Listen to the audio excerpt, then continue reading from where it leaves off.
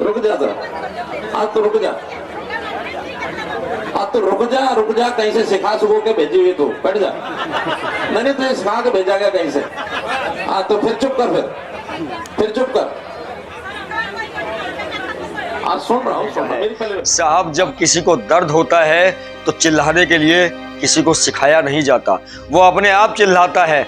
यह महिला एक तो बुजुर्ग, ऊपर से विधवा, और इसका एक नौजवान लड़का नशे की लत के चलते मर गया। जब दर्द होता है तो साहब अपने आप चिल्लाना आ जाता है। ये नाटक नहीं था। हो सकता है ये आपको नाटक लगता हो, पर उस माँ के दिल से पूछो जिसका नौजवान बच्चा नशे की लत के चलते मृत्यु को प्राप्त हो गया हो। आप देख रहे हैं एटीएन न्यूज। मुख्यमंत्री मनोहर लाल खट्टर पिछले 3 दिनों से सिरसा क्षेत्र में अपनी जनसंवाद कार्यक्रम में व्यस्त हैं। कार्यक्रम को इस वजह से रखा गया ताकि क्षेत्र में पहुंचकर लोगों की समस्याओं को सुना जाए, शिकायतों को सुना जाए और उसका तत्काल प्रभाव से समाधान किया जाए। पर समाधान तो तब होगा जब समस्याओं को सुना जाएगा, शिकायतों को सुना जाएगा। जब फरियादी अपनी शिकायत को सुना रहा था तो मुख्यमंत्री साहब को वो शिकायत और वो फरियाद पसंद नहीं आई, और मुख्यमंत्री साहब ने उस फरियादी को कह दिया कि आप किसी के सीखे सिखाए भेजे गए हो। आप शब्द उन्होंने नहीं कहा था, पर क्योंकि वह एक वृद्ध और बुजुर्ग महिला से संबंधित बात है तो हमें आप कहना पड़ रहा है। इतने संस्कार हम में हैं, पर सीएम मनोहर लाल खट्टर के अंदर शायद इतने संस्कार और मानवता भी ना बची कि एक बुजुर्ग महिला को आप कहा जाता है, ना कि तू कहा जाता है। उस महिला को कहा गया कि तुम्हें किसी ने सिखाकर भेजा है और तुम यहाँ पर तमाशा कर रही हो। देखिए ये वीडियो पहले, और उसके बाद सीएम संवाद के दौरान और भी कई ऐसी शर्मनाक घटनाएं हुई जिनसे शायद मुख्यमंत्री मनोहर लाल को तो शर्म ना आई हो, पर उन घटनाओं को देखकर हरियाणा के लोगों को बिल्कुल जरूर शर्म आती होगी कि उन्होंने किसे अपना मुख्यमंत्री चुना। रुक जा जरा, आज तो रुक जा, आज तो रुक जा, कहीं से सिखा सुखो के भेजी हुई तू, बैठ जा। मैंने तुझे सिखा के भेजा गया कहीं से, हाँ तो फिर चुप कर, फिर चुप कर। आज सुन रहा हूँ मेरी पहले। जिस महिला का आपने वीडियो देखा, ये महिला विधवा है, बुजुर्ग है, और इसके नौजवान लड़के की मृत्यु हो गई क्योंकि वो नशाखोरी के चक्कर में पड़ गया था। ये महिला जनसंवाद कार्यक्रम के दौरान मुख्यमंत्री के पास उन लोगों की शिकायत लेकर पहुंची थी जो लोग नशे का कारोबार करते हैं, नशे के कारोबार के सरगना हैं, और जो लोग हरियाणा के नौजवानों को नशे की तरफ धीरे धीरे धकेल रहे हैं। पर बजाय इस महिला की, इस विधवा महिला की, इस बुजुर्ग महिला की फरियाद सुनने के, मुख्यमंत्री साहब ने इस महिला के ऊपर लोगों के सामने ये आरोप घड़ दिया कि इसे किसी ने सिखाकर भेजा है। साहब, जब किसी को दर्द होता है तो चिल्लाने के लिए किसी को सिखाया नहीं जाता, वो अपने आप चिल्लाता है। यह महिला एक तो बुजुर्ग, ऊपर से विधवा, और इसका एक नौजवान लड़का नशे की लत के चलते मर गया।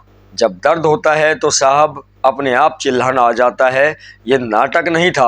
हो सकता है ये आपको नाटक लगता हो, पर उस माँ के दिल से पूछो जिसका नौजवान बच्चा नशे की लत के चलते मृत्यु को प्राप्त हो गया हो। बजाय इसकी शिकायत सुनने के, बजाय नशे के सौदागरों के खिलाफ कार्यवाही करने का आश्वासन देने के, आपने इस महिला के ऊपर ही आरोप घड़ दिया कि यह महिला किसी के सिखाए में ये सब बोल रही है। दूसरी घटना जहां पर एक व्यक्ति ने मुख्यमंत्री मनोहर लाल खट्टर से ये कहा कि हमें मुफ्त पानी और बिजली कब मिलेगी।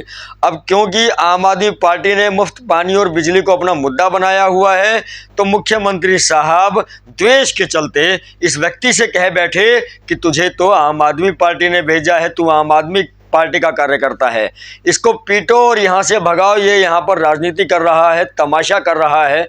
देखिए ये वीडियो। अरे सुनो, ये राजनीति मत करने दो इसको, ये राजनीति करने वाला है आम आदमी पार्टी का कार्यकर्ता, इसको उठा के पिटाई करो और बाहर भेजो,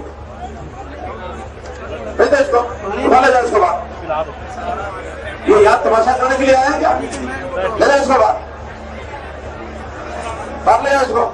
एक गांव की सरपंच, जिसे सरपंच बनने के बाद उसके पति के ऊपर जानलेवा हमला हुआ, जो कि बता रही है कि इस व्यक्ति ने हमला किया और इस महिला के पास उस हमले का वीडियो भी है। बजाय इस महिला की शिकायत सुनने के मुख्यमंत्री साहब ने शिकायतों की 2-3-4 लाइनें सुनते ही इस महिला को चुप होने के लिए कह दिया। महिला ने अपना दुपट्टा तक मुख्यमंत्री साहब के कदमों में रख दिया कि इस महिला के इस दुपट्टे की तो कम से कम इज्जत रखो, शिकायत पूरी सुन लो और जो भी आरोपी है उसे सलाखों के पीछे पहुंचाने का काम करो। पर मुख्यमंत्री साहब को वो शिकायत सुनना गवारा ना था और उस महिला को उस मंच से उठवाकर पहुंचा दिया पुलिस की जिप्सी में। हाँ जी, मैंने लोकतांत्रिक तरीके से चुनाव लड़ा और जीत हासिल की, क्योंकि इस बार आपकी हरियाणा सरकार ने महिलाओं को 50% आरक्षण दिया था। क्यों? तो इसलिए मैंने कोई गुनाह तो नहीं किया। मुझे सरपंच बनते ही नहीं मेरे पति पे जानलेवा हमला हुआ है सर। हम अलग से तो सर आप अगर नहीं सुनोगे ना तो एक औरत की इज्जत, एक हिंदुस्तानी औरत की इज्जत, ये ढाई अरे मैं समझ गया, लेकिन ये ना आपको हिंदुस्तानी औरत का दुपट्टा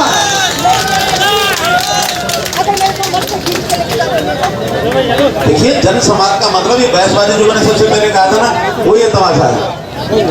यानी हम राजनीति करने ना आए, हम बात करें, बात सुनो ना। फिर मैंने विजन दे के ऊपर बैठाया, इसलिए नहीं बैठाया। ले जाओ, सुनो ना, फिर ले जाओ।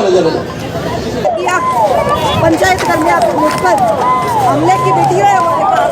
किसने हमला किया जी? हमारे पास हमले की वीडियो है। किसने हमला किया जी? विनोद पुत्र जसपाल ने।